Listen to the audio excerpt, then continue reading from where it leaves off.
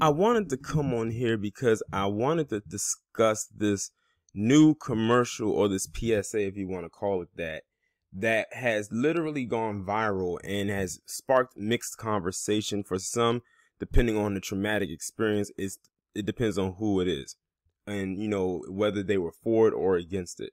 Now, the way I found out about this PSA is on Instagram when it was somebody on there that I followed, and they actually, when I looked at it, I was like, oh, okay, it's a typical back to school commercial and everything like that. But I said something about this doesn't seem like the typical back to school commercial. And then I'm looking at it, and it has all this cheery music in the background, kids having fun and, showing their stuff off and everything like that. But then it got kind of, the tone of the music got a little bit dark and everything like that. And then it's like the kids became frantic. Their smiles it's almost like they had forced smiles. And then it looked more like they were scared. As you can see right here in these series of pictures, I know they seem kind of off right now just because I'm clicking through them right now. And it's like they're like fighting for their lives. And I was like, oh, I know what they're talking about. They're doing a PSA about mass shootings, like mass school shootings. Now, as you already know, there has been a huge number of mass school shootings that have occurred in the last, I don't know how many months to years.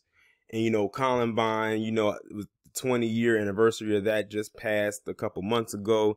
And it's a mess. It's just chaotic. And I'm looking at the commercial and I'm like, oh, they really went there. Like, they didn't hold back with this at all. One part of the commercial, I'm gonna see if I can find the picture of it right quick. It had this commercial right here, this part of the commercial right here, with this boy holding a skateboard and he's talking, but as he's talking, he's walking towards a window and he's knocking it out with the skateboard, and you see a whole bunch of kids jumping out the window. Then you hear like pops of, from the gunshots and everything like that.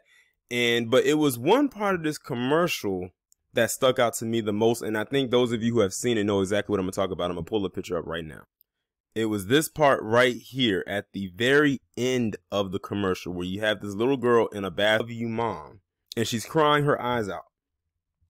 And then the door opens and you hear 2 steps walk in onto the floor, and then it cuts off, and then it gives the little message towards the end, basically saying it's back to school time, and you know what that means.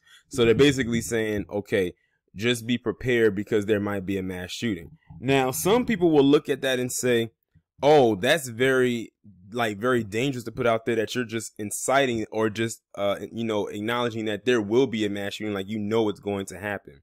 But then some others are saying, well, it's been happening so much lately to the point where now something has to be addressed and has to be said. Now, this could also be seen from a political standpoint, where they're trying to push that whole gun control thing. I keep telling people that gun control thing, no matter how much you try to push for it, is not going to be that effective, because at the end of the day, a gun can't pick itself up and pull the trigger.